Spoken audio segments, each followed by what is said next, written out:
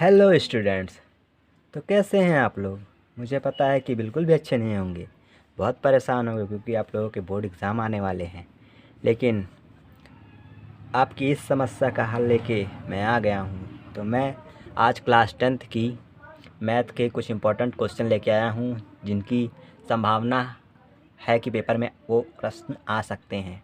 तो फिर शुरू करते हैं, वीडियो को लेट ना करते हुए तुरंत शुरू करते हैं। तो आपके सामने स्क्रीन पर दो प्रश्न हैं। तो पहले प्रश्न को ज़रा पढ़ते हैं।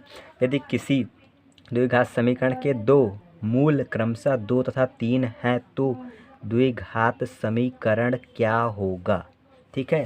तो इसके लिए जब भी आपको मूल दिए हों और द्विघात समीकरण ज्ञात करना हो तो एक फार्मूला होता है, और वो होता है एक्स स्क्वायर माइनस मूलों का योगफल, मूलों का योगफल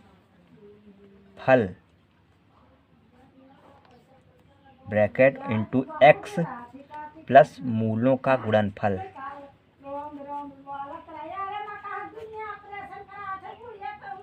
गुणनफल बराबर होता है 0। ठीक है।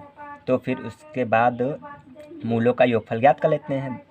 ठीक है। तो मूलों का योगफल, मूल दिए ही हैं आपको, मूलों का योगफल बराबर दोनों मूलों को ऐड कर देते हैं तो 2 + 3 बराबर हो गया आपका 5। इसी तरह मूलों का गुणनफल भी ज्ञात कर लेते हैं।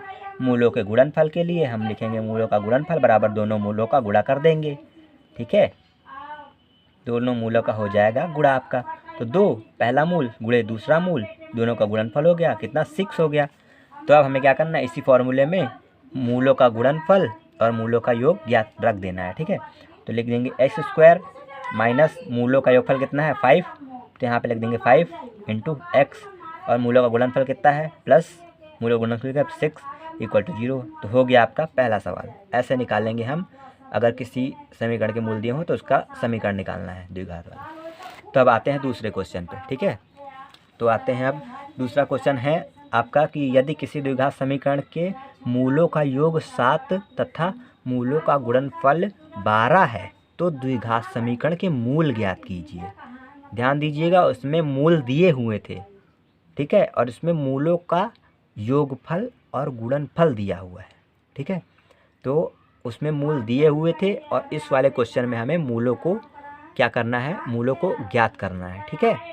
तो मूलों का गुणनफल, तो इसमें मान लेते हैं कि माना पहला मूल बराबर है अल्फा तथा दूसरा मूल बराबर बीटा, दूसरा मूल बराबर बीटा। ठीक है। तो अब क्या करना है, अल्फा प्लस बीटा, ये क्या है, मूलों का हमने योग ज्ञात कर लिया। ठीक है। मूलों का योग कितना दिया है हमें, पहले देखिए 7। ठीक है। अब मूलों का गुणनफल, तो मूल है पहले अल्फा और बीटा, इन दोनों का गुणा कर दिया और गुणनफल हमें दिया है 12, तो 12 लिख दिया यहाँ पे। ठीक है। उसके बाद में क्या करेंगे अब हम कि समीकरण नंबर ये एक हो गया और ये हो गया समीकरण नंबर 2। तो समीकरण 1 से हम अल्फ़ा का मान निकाल लेंगे। तो अल्फ़ा बराबर 7 माइनस बीटा, ये हो गया अल्फ़ा का मान। अब क्या करना है कि अल्फ़ा का मान हमें रखना है कहाँ पर, समीकरण नंबर 2 में। ठीक है। तो अल्फ़ा इंटू बीटा और बराबर 12, ये क्या है समीकरण नंबर 2। इसमें हम रख देंगे अल्फ़ा का मान है 7 माइनस बीटा, रख दिया हमने मान, और यहाँ पे बीटा और बराबर 12। अब इसको सॉल्व कर लेते हैं। तो बीटा का 7 में मल्टीप्लाई हो गया तो 7 बीटा, फिर बीटा का बीटा मल्टीप्लाई हो गया माइनस का बीटा स्क्वायर बराबर 12। अब हमें क्या करना है कि स्क्वायर वाली वैल्यू को प्लस में करना है। तो क्या करेंगे, इस वाली वैल्यू को इस साइड भेज देंगे। ठीक है। तो और इन दोनों वैल्यू को इस साइड भेज देंगे और इस साइड बचेगा 0। तो यहाँ हो गया 0 बराबर, यहाँ पे हो गया बीटा स्क्वायर आ गया प्लस में, और ये वाला आ गया 7 बीटा माइनस का और प्लस में 12। ठीक है। तो अब इस वैल्यू को सीधा करके लिख लेते हैं।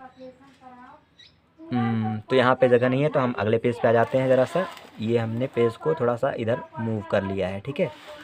इस वाले पेज पे आ गए। तो आगे वैल्यू थी बीटा स्क्वायर माइनस का 7 बीटा और प्लस का 12। ठीक है। बराबर 0, यही तो था। तो अब क्या करना है हमें कि इतना हो गया।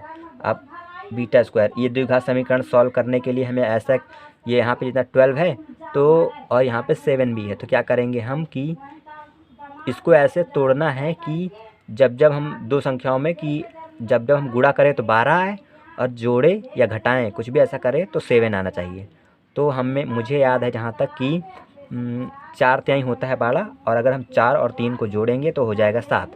तो देखिए गुणा करने पे आ रहा है 12 और जोड़ने पे आ रहा है 7, तो यही होना चाहिए। ठीक है, तो माइनस तो हो गया ये 4 + 3 और बीटा + 12 बराबर हो गया 0।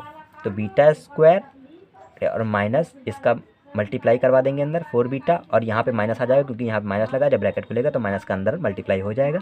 तो हो गया 3 बीटा + 12 और हो गया ये बराबर 0। तो बीटा अब इसमें से कॉमन है, देखो दोनों में से बीटा कॉमन कर लिया, यहाँ क्या बचा बीटा माइनस बीटा कॉमन हो गया, 4 बचा, यहाँ पे माइनस कॉमन कर लेंगे, माइनस कॉमन करेंगे देख लीजिए, और 3 तो -3 हो गया कॉमन, तो यहाँ पे बचेगा बीटा और प्लस सॉरी माइनस हो जाएगा यहाँ पे बीटा माइनस, क्योंकि माइनस कॉमन कर लिया ना हमने, -4 = 0। ठीक है, तो बीटा -4 एक ब्रैकेट में, बीटा -4 दोनों वैल्यू कॉमन है, तो इसको एक ब्रैकेट में कर लेंगे, एक बार लिख लेंगे, 2 बार है वैल्यू बीटा -4 और एक बार है बीटा -3। ठीक है, बराबर 0। तो ये दोनों आ गई आपकी बीटा की वैल्यू, इसमें से कोई भी एक वैल्यू आप ले सकते हैं। बीटा बराबर आगे क्या 4, तो हमें अल्फ़ा ज्ञात करना है, तो अल्फ़ा ज्ञात करना है तो अल्फ़ा के लिए समीकरण 1 में बीटा का मान रखने पर, समीकरण 1 में बीटा का मान रखने पर, ठीक है, तो समीकरण 1 में बीटा का मान रख देंगे। तो समीकरण नंबर 1 क्या है कि समीकरण नंबर 1 है अल्फ़ा + बीटा बराबर है 7, तो बीटा का वैल्यू है 4, तो +4 बराबर 7, तो ये बीटा इधर से आ गया, अल्फ़ा बराबर 7 - 4, तो अल्फ़ा बराबर आ गया 3। ठीक है, अल्फ़ा बराबर आ गया 3 और बीटा बराबर आ गया 4। तो इस तरह होंगे आपके क्वेश्चन, और हो सकता है कि बोर्ड एग्जाम में आ जाए। अगर वीडियो अच्छी हो तो लाइक करें। Thank you.